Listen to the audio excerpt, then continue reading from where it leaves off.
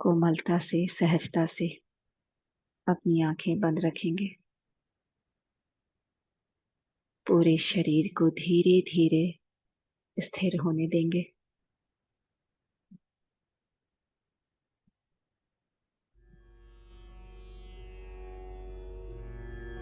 सांसों को बिल्कुल सहज रूप से चलने देंगे।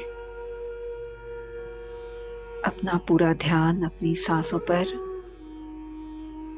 बस हमें सांस लेना है और छोड़ना है, बिना बदले, बिना रोके। जैसी आ रही है वैसी ही।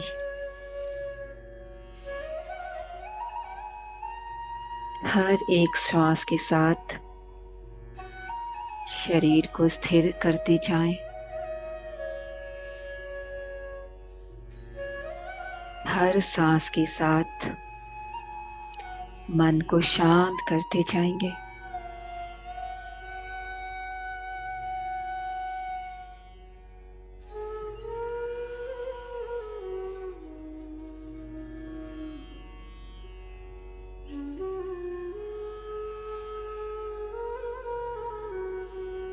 आंखों को रिलैक्स रखेंगे। कंधों को बिल्कुल ढीला छोड़ देंगे। पूरा शरीर विश्राम में जा रहा है, महसूस करें।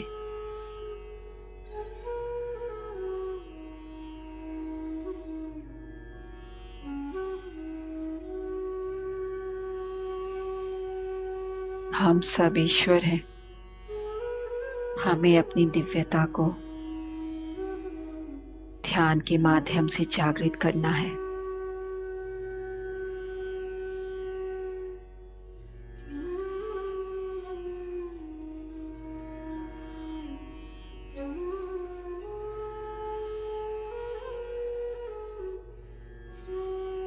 आपके अंदर जाती हुई हर सांस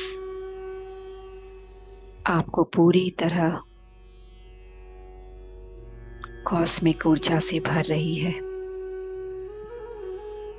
और बाहर निकलती हुई हर सांस आपके मन को शांत कर रही है।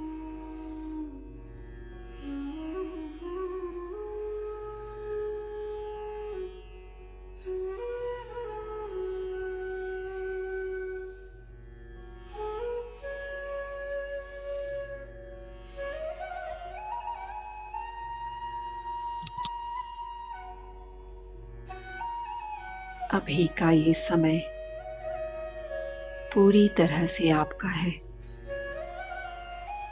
और अभी आप खुद के साथ हैं।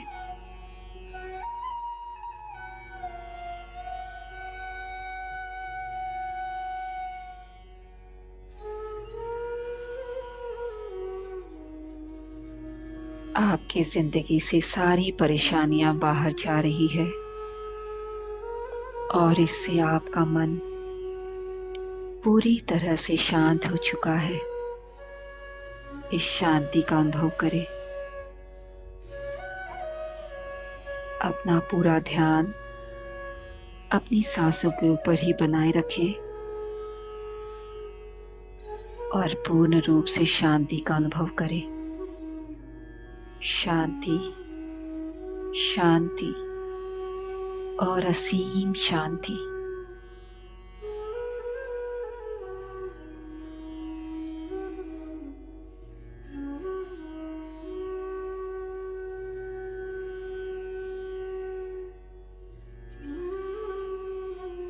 अब हम अपने ध्यान में इनवाइट करेंगे सभी असेंडेड मास्टर्स को, स्पिरिचुअल गुरुओं को, पितामह पत्री जी को,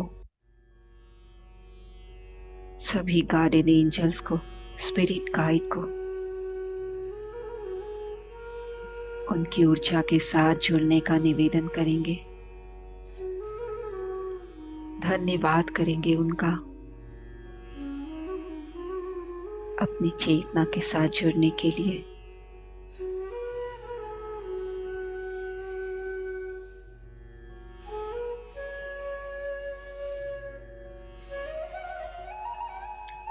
की उपस्थिति को महसूस करें।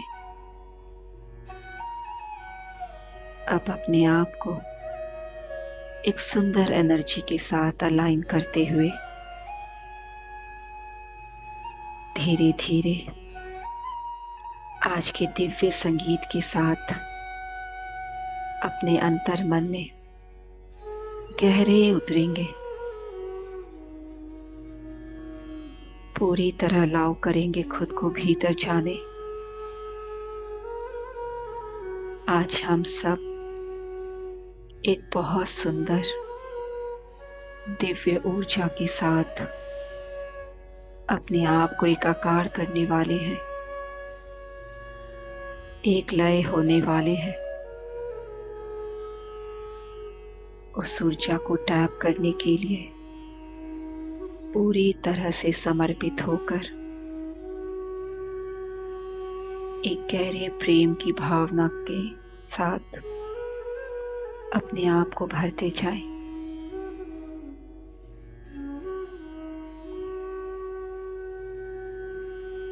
बहते जाएं इस प्रेम की करुणा के सागर में,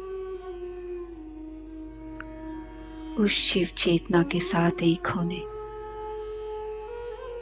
शिव तत्व से साक्षात्कार करने। अब आप पूरी तरह तैयार हो चुके हैं, अपनी सांसों से पूरी तरह जुड़ चुके हैं।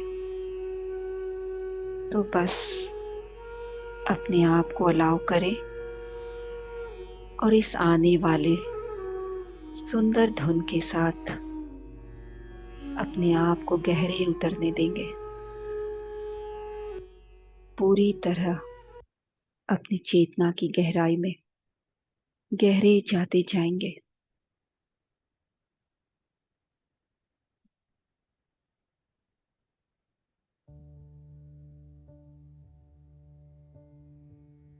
मैं ना तो मन हूं, न बुद्धि, न अहंकार, न ही चित्त हूं।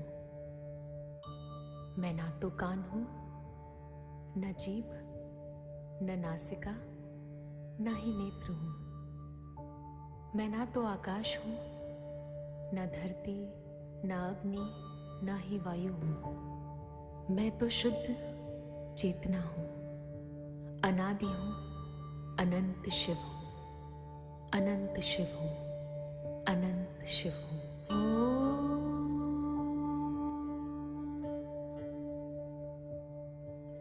मनोबुद्धि अहंकार चित्तानि नाहं, न च श्रोत्र जिह्वे, न च घ्राण नेत्रे, न च व्योम भूमि, न तेजो न वायुः, चिदानंद रूपः शिवोऽहं शिवोऽहम्।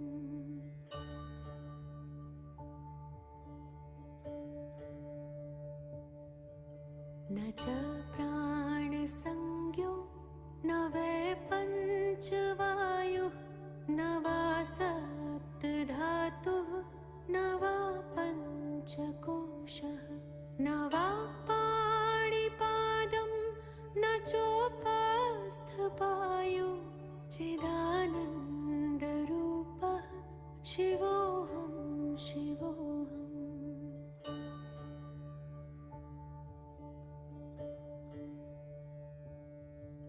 न मे द्वेष रागो, न मे लोभ मोहो, मदो नैव मे नैव मात्सर्यभावः।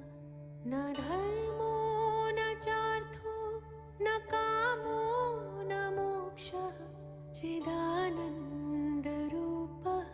शिवोऽहं शिवोऽहम्।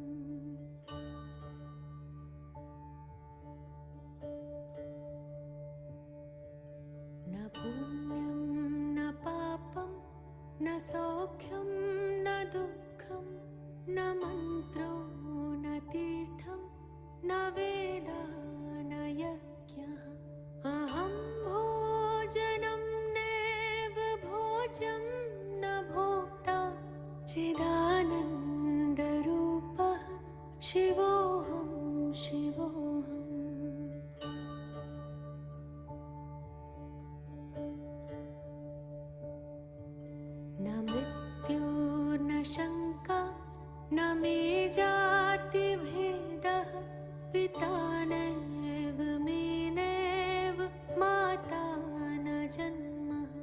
न बन्धुर्न मित्रं गुरुर्नैव शिष्यं चिदानन्दरूपः शिवोऽहं शिवोऽहम्।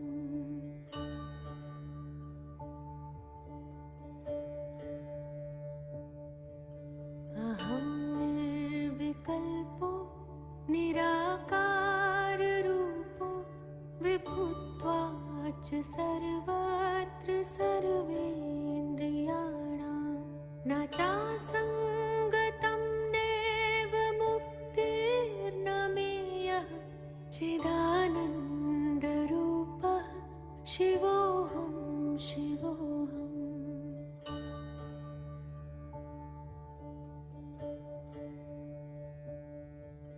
नमामि शमीशान निर्वाणरूपं विभुं व्यापकं ब्रह्मवेद स्वरूपं निजं निर्गुणं निर्विकल्पं निरीहं चिदाकाशमाकाशवासं भजेऽहम्।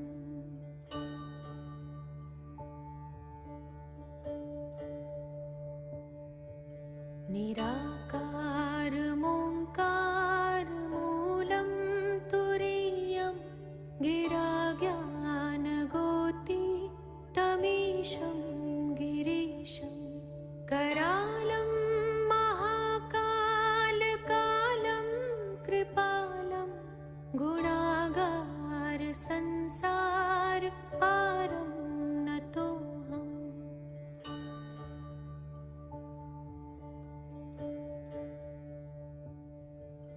तुषाराद्रिसङ्काशगौरं गभीरं मनोभूतकोटिप्रभाश्रीशरीरं स्फुरन्मौलिकल्लोलिनी चारुगङ्गा लसक्तालबालेन्दुकण्ठे भुजङ्गा।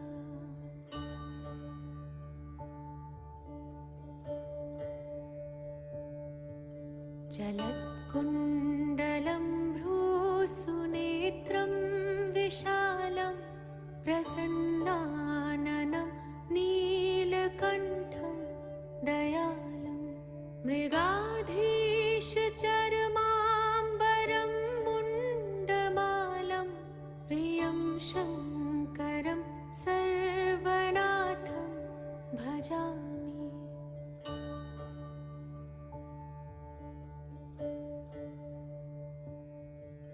प्रचण्डं प्रकृष्टं प्रगल्भं परेशम् अखण्डं अजं भानुकोटिप्रकाशं त्रयः शूलनिर्मूलनं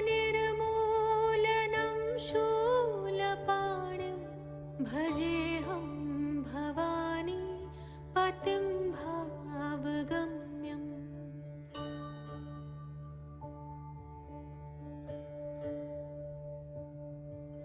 कलातीत कल्याणकल्पान्तकारी सदा सज्जनानन्ददाता पुरारी चिदानन्दसन्दोहमोहापहारी प्रसीद प्रसीद प्रभो मन्मथारी।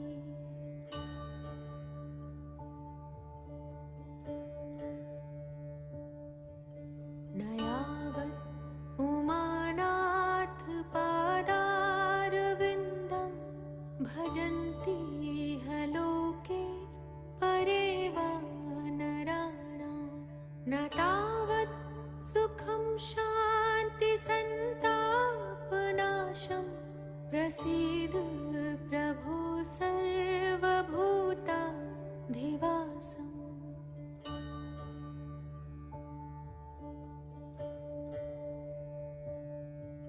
न जानामि योगं जपं नैव पूजां न तोऽहं सदा सर्वदा शम्भुतुभ्यं जराजन्म दुःखोद्यतातप्यमानं प्रभो पाहि आपन्नमामीश शम्भो।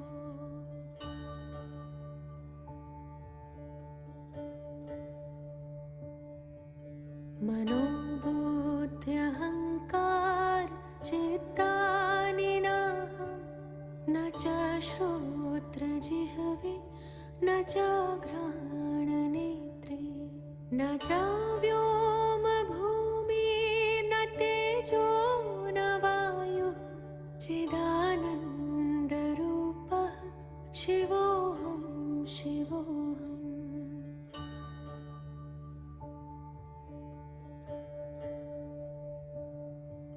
न च प्राणसंज्ञो न वै पञ्चवायुः न वा सप्तधातुः न वा पञ्चकोशः न वा पाणिपादं न चोपस्थपायो चिदानन्दरूपः शिवोऽहं शिवोऽहम्।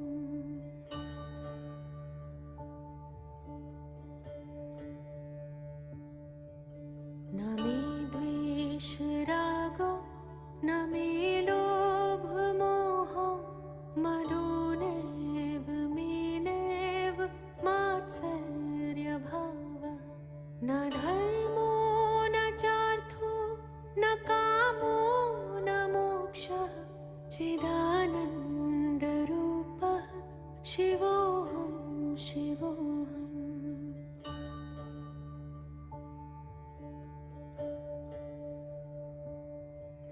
न पुण्यं न पापं न सौख्यं न दुःखं न मन्त्रो न तीर्थं न वेदा न यज्ञः अहं भोजनं नैव भोज्यं न भोक्ता चिदानन्दरूपः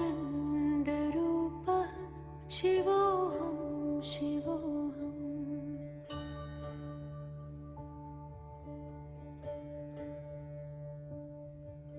न मृत्यु न शङ्का न मे जातिभेदः पिता नैव मे नैव माता न जन्मः न बन्धुर्न मित्रं गुरुर्नैव शिष्यं चिदानन्दरूपः शिवोऽहं शिवोऽहम्।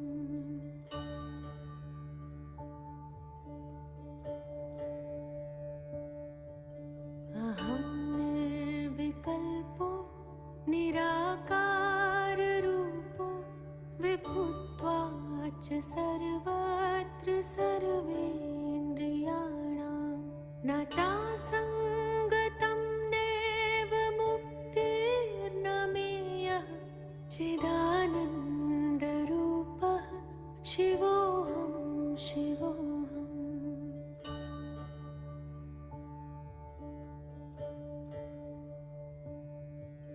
नमामि शमीशान निर्वाणरूपं विभुं व्यापकं ब्रह्मवेद स्वरूपं निजं निर्गुणं निर्विकल्पं निरीहं चिदाकाशमाकाशवासं भजेऽहम्।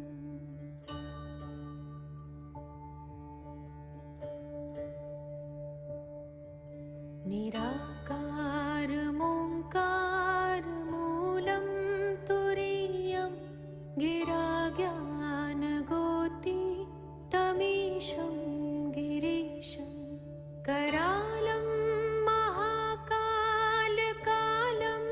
कृपालं गुणागार संसार पारं नतोऽहम्।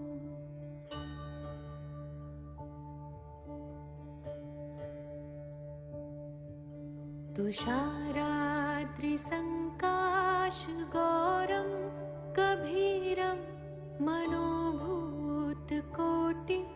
प्रभाश्रीशरीरं स्फुरन्मौलिकल्लोलिनी चारुगङ्गा लसक्तालबालेन्दुकण्ठे भुजङ्गा।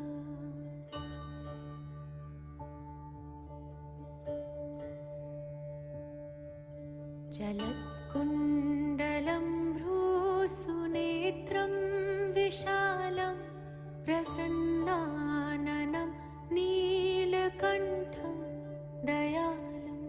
मृगाधीशचर्माम्बरं मुण्डमालं प्रियं शङ्करं सर्वनाथं भजामि।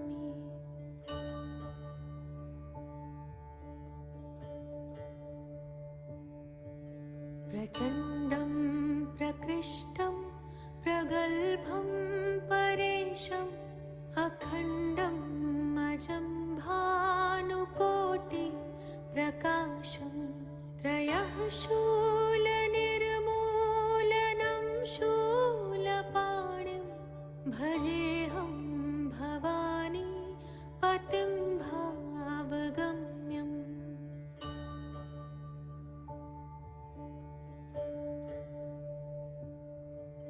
कलातीत कल्याणकल्पान्तकारी सदा सज्जनानन्ददाता पुरारी। चिदानन्दसन्दोहमोहापहारी प्रसीद प्रसीद प्रभो मन्मथारी।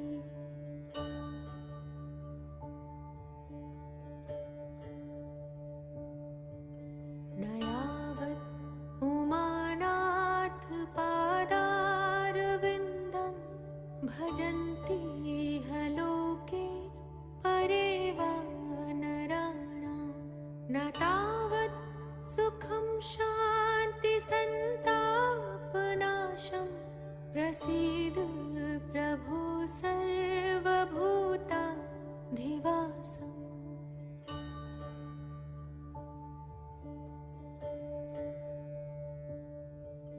न जानामि योगं जपं नैव पूजां न तोऽहं सदा सर्वदा शम्भुतुभ्यं।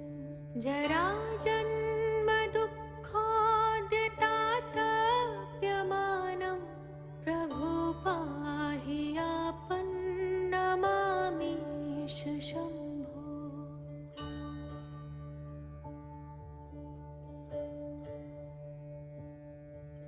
मनोबुद्ध्यहङ्कार चित्तानि नाहं न च श्रोत्रजिह्वे न च घ्राणनेत्रे न च व्योमभूमि न तेजो न वायुः चिदानन्दरूपः शिवोऽहं शिवोऽहम्।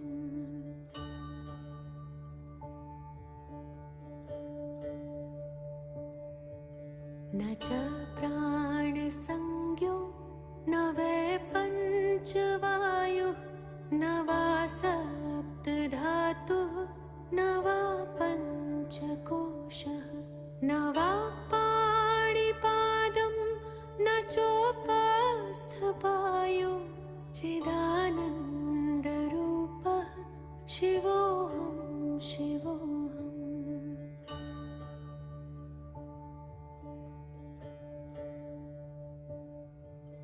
न मे द्वेषरागो न मे लोभमोहो मदो नैव मे नैव मात्सर्यभावः।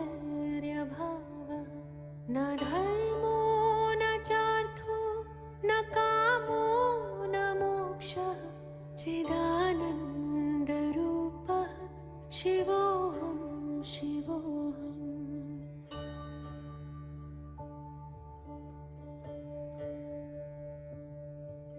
न पुण्यं न पापं न सौख्यं न दुःखं न मन्त्रो न तीर्थं न वेदा न यज्ञः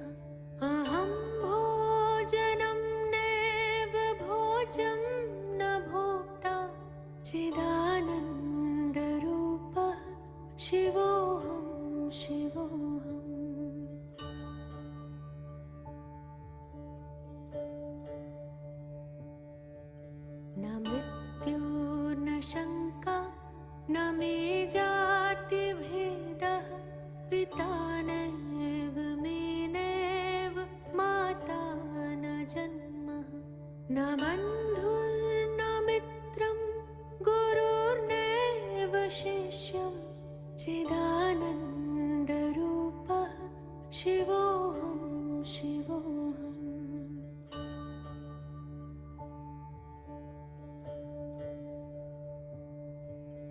अहं निर्विकल्पो निराकाररूपो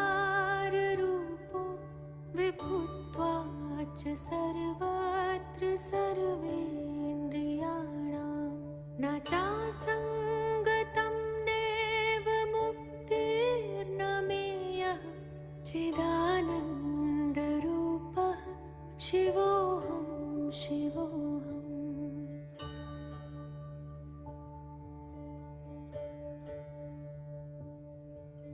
नमामि शमीशान निर्वाणरूपं विभुं व्यापकं ब्रह्मवेद स्वरूपं निजं निर्गुणं निर्विकल्पं निरीहं चिदाकाशमाकाशवासं भजेऽहम्।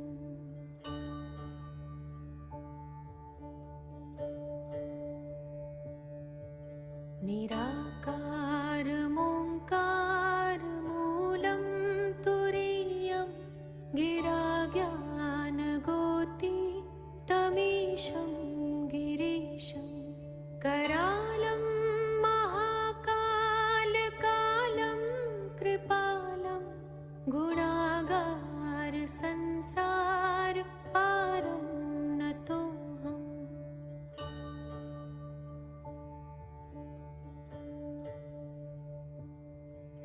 तुषाराद्रिसङ्काशगौरं गभीरं मनोभूतकोटि प्रभाश्रीशरीरं स्फुरन्मौलिकल्लोलिनी चारुगङ्गा लसत्तालबालेन्दुकण्ठे भुजङ्गा।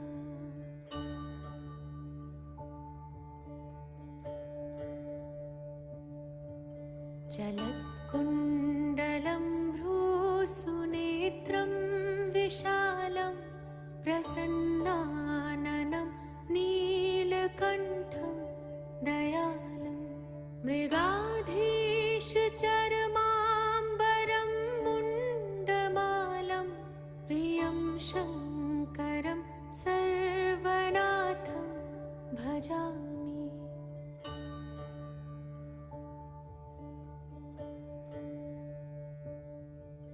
प्रचण्डं प्रकृष्टं प्रगल्भं परेशम् अखण्डं अजं भानुकोटि प्रकाशं त्रयः शूलनिर्मूलनं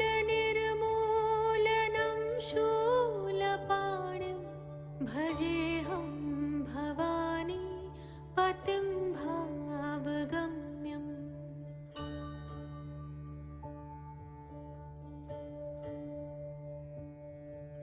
कलातीत कल्याण कल्पान्तकारी सदा सज्जनानन्ददाता पुरारी चिदानन्द सन्दोह मोहापहारी प्रसीद प्रसीद प्रभो मन्मथारी।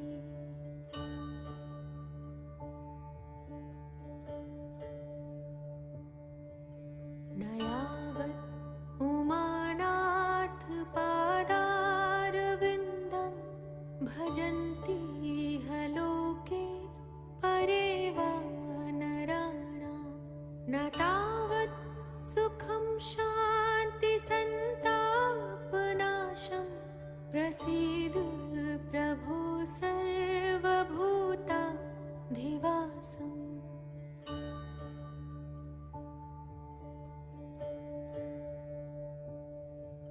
न जानामि योगं जपं नैव पूजां न तोऽहं सदा सर्वदा शम्भुतुभ्यं जरा जन्म दुःखोदितातप्यमानं प्रभो पाहि आपन्नमामीश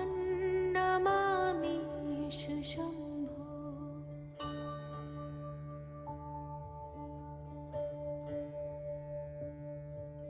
मनोबुद्ध्यहङ्कार चित्तानि नाहं न च श्रोत्रजिह्वे न च घ्राणनेत्रे न च व्योमभूमि न तेजो न वायुः जो भी ध्वनि बज रही है चिदानन्दरूपः सिर्फ उसके साथ गहरे उतरते जाएं। शिवोऽहम्। हर धुन के साथ महसूस करें कि आपकी हर सांस और ये धुन एक हो गए हैं।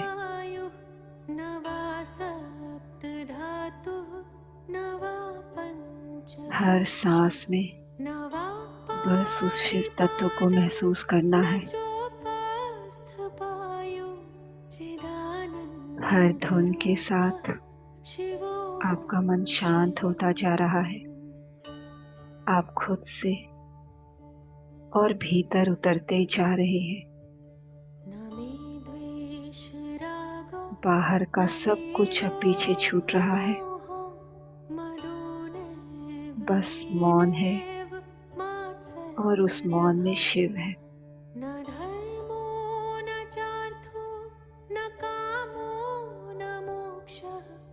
ना कोई विचार है, ना कोई नाम, ना ही कोई रूप,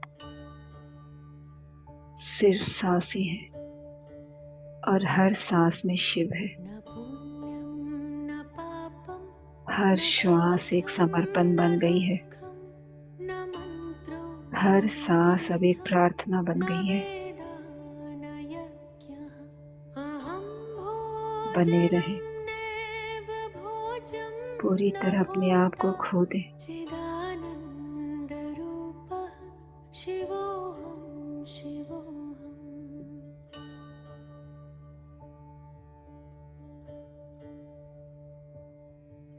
न मृत्युर्न शङ्का न मे जातिभेदः पिता नैव मे नैव माता न जन्मः न बन्धुर्न मित्रं गुरुर्नैव शिष्यं चिदानन्दरूपः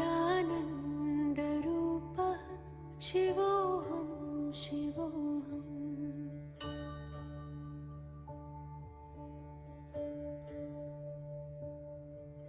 अहं निर्विकल्पो निराकाररूपो विभुत्वाच्च सर्वत्र सर्वेन्द्रियाणां न चासङ्गतं नैव मुक्तिर्न मेयः चिदानन्दरूपः शिवोऽहम् शिवोऽहम्।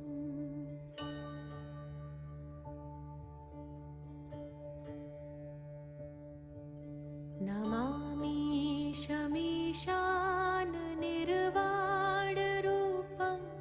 विभुं व्यापकं ब्रह्मवेद स्वरूपं निजं निर्गुणं निर्विकल्पं निरीहं चिदाकाशमाकाशवासं भजेऽहम्।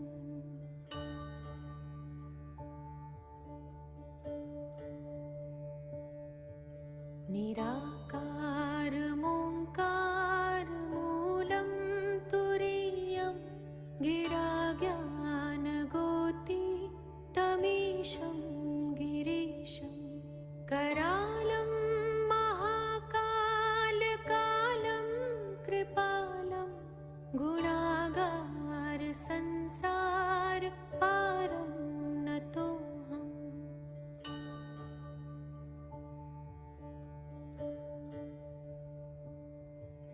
तुषाराद्रिसङ्काशगौरं गभीरं मनोभूतकोटि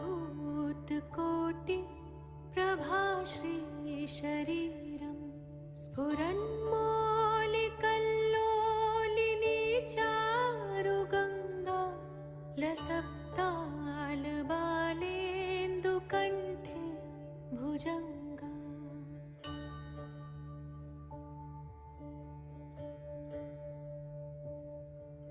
चलत्कुण्डलं भ्रूसुनेत्रं विशालं प्रसन्नाननं नीलकण्ठं दयालं मृगाधीशचर्माम्बरं मुण्डमालं प्रियं शङ्करं सर्वनाथं भजामि।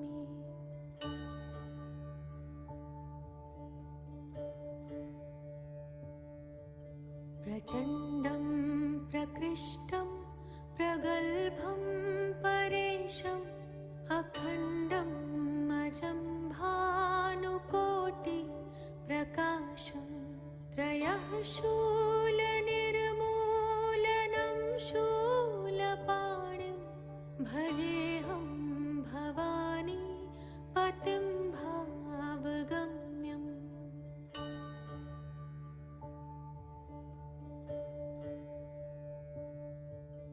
कलातीत कल्याण कल्पान्तकारी सदा सज्जनानन्ददाता पुरारी चिदानन्द सन्दोह मोहापहारी प्रसीद प्रसीद प्रभो मन्मथारी।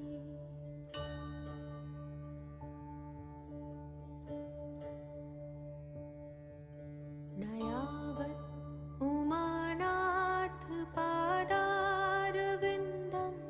भजन्ति लोके परे वा नराणां न तावत् सुखं शान्ति सन्तापनाशं प्रसीद प्रभो सर्वभूताधिवासम्।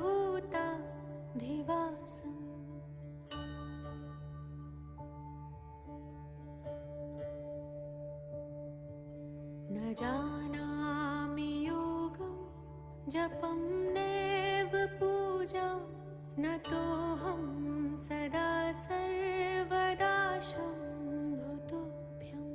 जराजन्म दुःखोद्यताताप्यमानं प्रभो पाहि आपन्नमामीश शम्भो।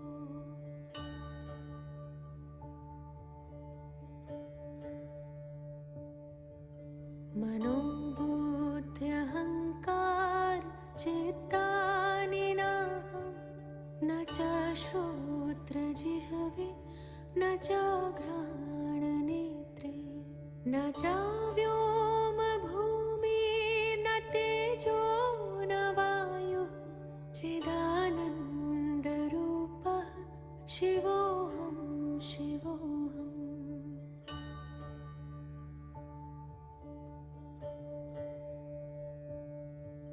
न च प्राणसंज्ञो न वै पञ्चवायुः न वा सप्तधातुः न वा पञ्चकोशः न वा पाणिपादं न चोपस्थपायो चिदानन्दरूपः शिवोऽहं शिवोऽहम्।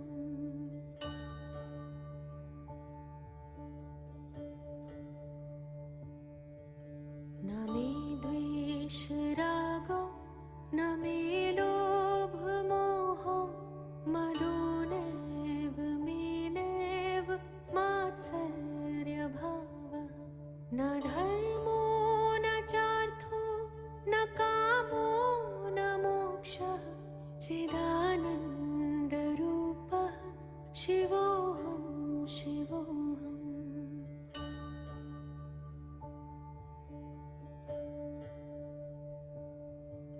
न पुण्यं न पापं न सौख्यं न दुःखं न मन्त्रो न तीर्थं न वेदा न यज्ञः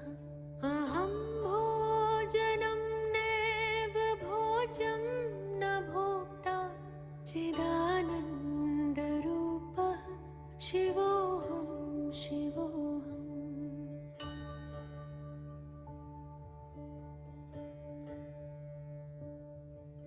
न मृत्युर्न शङ्का न मे जातिभेदः, पिता नैव मे नैव माता न जन्मः, न बन्धुर्न मित्रं गुरुर्नैव शिष्यं, चिदानन्दरूपः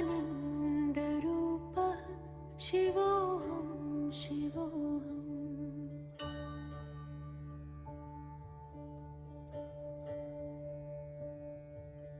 अहं निर्विकल्पो निराकाररूपो, विभुत्वाच्च सर्वत्र सर्वेन्द्रियाणां,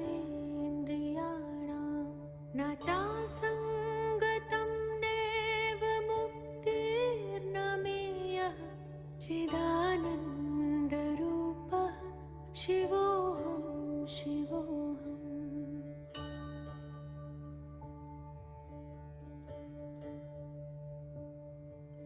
नमामि शमीशान निर्वाणरूपं,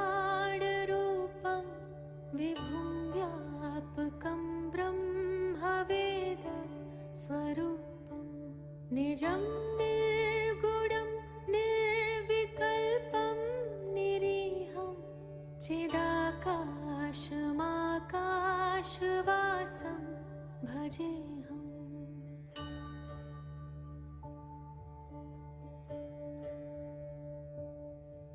निराकारमोङ्कारमूलं तुरीयं, गिराज्ञानगोतीतमीशं गिरीशं, करालं महाकालकालं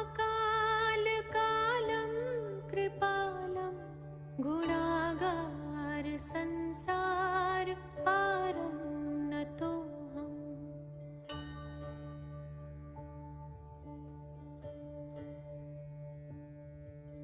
तुषाराद्रिसङ्काशगौरं गभीरं, मनोभूतकोटिप्रभाश्रीशरीरं, स्फुरन्मौलिकल्लोलिनी चारुगङ्गा, लसक्तालबालेन्दुकण्ठे भुजङ्गा।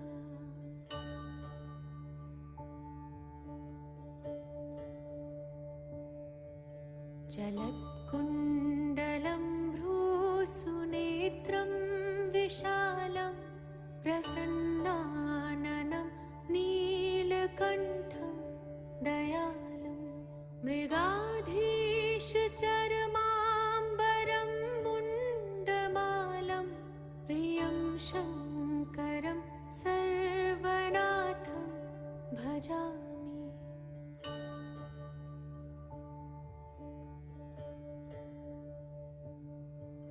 प्रचण्डं प्रकृष्टं प्रगल्भं परेशम्, अखण्डं अजं भानुकोटिप्रकाशं, त्रयः शूलनिर्मूलनं शूलपाणिं, भजेऽहं भवानी पतिं भावगम्यम्। अब आपके भीतर प्रेम, करुणा और शिव ऊर्जा का संचार हो रहा है। अब इस शिव चेतना को अपने भीतर से बाहर की ओर फैलाएं। अपने भीतर की इस दिव्यता को सब ओर बहने दीजिए। इस प्रेम, करुणा और मौन को संपूर्ण जगत में प्रवाहित करें।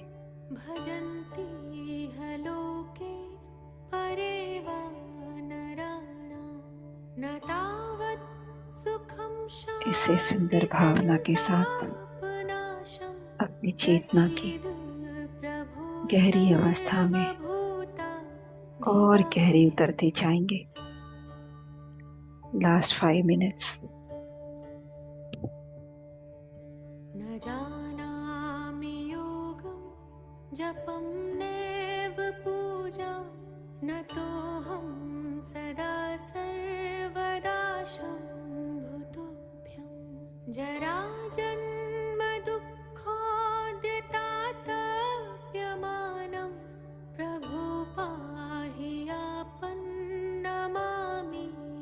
शम्भो।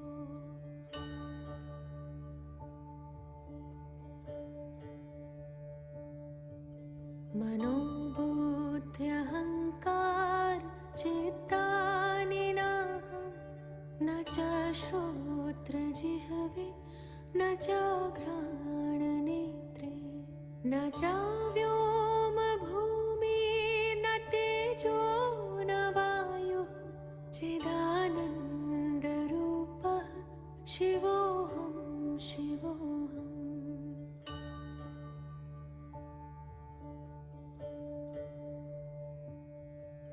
न च प्राणसंज्ञो न वै पञ्चवायुः न वा सप्तधातुः न वा पञ्चकोशः न वा पाणिपादं न चोपस्थपायो चिदानन्दरूपः शिवोऽहं शिवोऽहम्।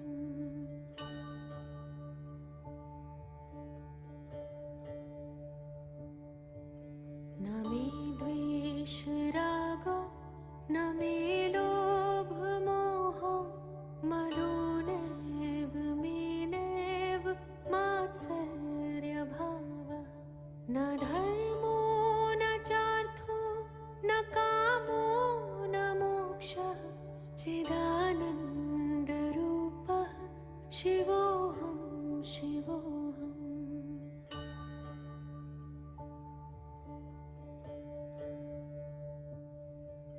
न पुण्यं न पापं न सौख्यं न दुःखं न मन्त्रो न तीर्थं न वेदा न यज्ञः अहं भोजनं नैव भोज्यं न भोक्ता चिदानन्दरूपः शिवोऽहं शिवोऽहम्।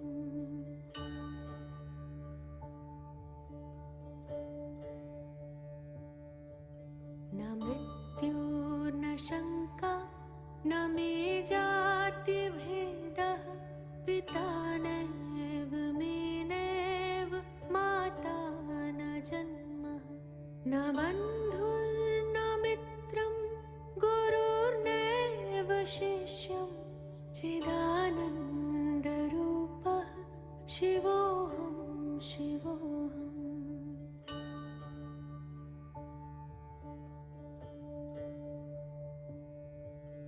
अहं निर्विकल्पो निराकाररूपो विभुत्वाच्च सर्वत्र सर्वेन्द्रियाणां न चासङ्गतं नैव मुक्तिर्न मेयः चिदानन्दरूपः शिवोऽहं शिवोऽहम्।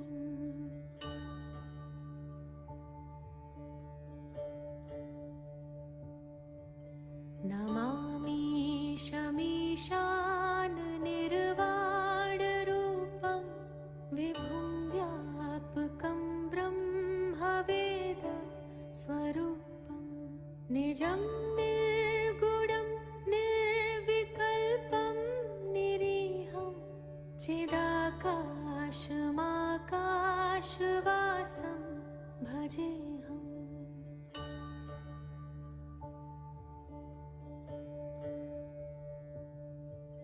निराकारमोङ्कारमूलं तुरीयं गिराज्ञानगोति तमीशं गिरीशं करालं महाकालकालं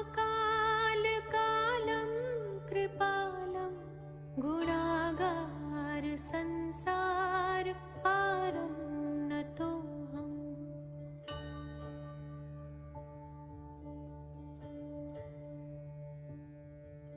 तुषाराद्रिसङ्काशगौरं गभीरं मनोभूतकोटि प्रभाश्रीशरीरं स्फुरन्मौलिकल्लोलिनी चारुगङ्गा धन्यवाद करेंगे लसक्तालबालेन्दुकण्ठे भुजङ्ग हमारे सभी असेंडेड मास्टर्स का, सभी गुरुओं का, एंजल्स स्पिरिट गाइड का, हमारे पितामह पत्री जी का, जो पूरे समय हमारे साथ ध्यान में बने रहे, उन सबको हृदय से नमन करें। अपनी सांसों का धन्यवाद करें, अपनी उपस्थिति का धन्यवाद करें, धन्यवाद करें आज की इस सामूहिक ऊर्जा का, जिसके साथ हम सब ध्यान में गहरे उतर सके। प्रचंडं प्रकृष्टं प्रगल्भं परेशं धन्यवाद इस सुंदर अद्भुत प्लेटफॉर्म का, प्रकाशं जहां हम हर दिन अपने आप के साथ जुड़ते हैं। धीरे धीरे भवानी पतिं भाव अब हमारा समय हो चुका है आज की इस ध्यान विधि से वापस लौटने का। कलातीत कल्याण कल्पांतकारी सदा सज्जना अपने आप को दाता पुरारी वापस अपनी जागरूकता में लाएं। संदोह मोहापहारी आज का यह मिलन प्रसीद आत्मा और शिव का मिलन था। मथारी उस आनंद को, प्रेम को भीतर महसूस करें और धीरे धीरे अपने शरीर की चेतना में वापस आए।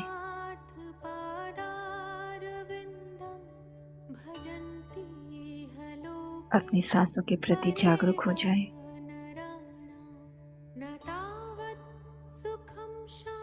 हाथों को हिलाएं, पैरों को हिलाएं,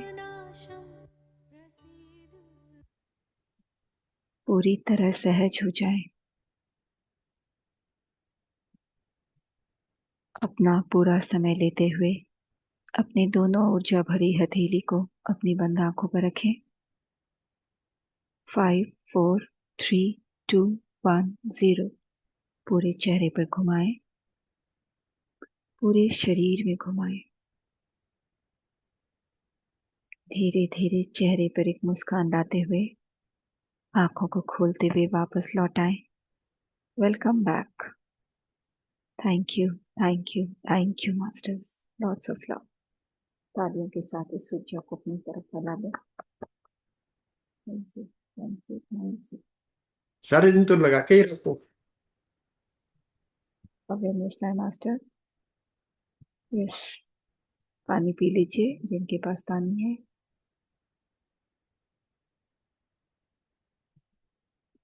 जो भी मास्टर सहज हैं, कंफर्टेबल हैं शेयर करने के लिए, प्लीज शेयर करें। Thank you.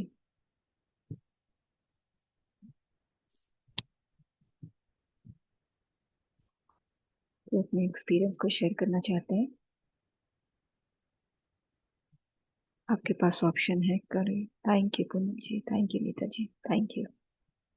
बहुत बढ़िया ध्यान। Yes, thank you. बोल सकते हैं आप, चाहे तो म्यूट कर सकते हैं। यस Poonam ji. Thank you ma'am, बहुत ही बढ़िया ध्यान था। बहुत सुंदर। yes. सारा बदन, हाथ पैर भारी हो गए थे वाओ। और जो हाथ है अपने छूट ही नहीं पा रहे थे, जो एक दूसरे में हमने जो डाले थे ना, तो वेरी गुड। बढ़िया ध्यान था। बहुत सुंदर। वाइब्रेशन महसूस हो रहा था यहाँ पे। अच्छा, बहुत हाँ, एनर्जी यहाँ पे महसूस हो रहा था। यस, बढ़िया ध्यान हुआ। Thank you so much. Thank you so much Poonam ji, thank you. Yes masters. धन्यवाद शिवानी दी, धन्यवाद। धन्यवाद, धन्यवाद अंजू जी, धन्यवाद। Beautiful, very deep. Wow, thank you so much. Thank you. Thank Thank you, you. thank you, thank you, thank you. Lots of love, everyone. Deep, deep gratitude. Yes. Next. Thank you, Veena ji. Thank you, Sushma ji. सभी को masters को धन्यवाद दिल से.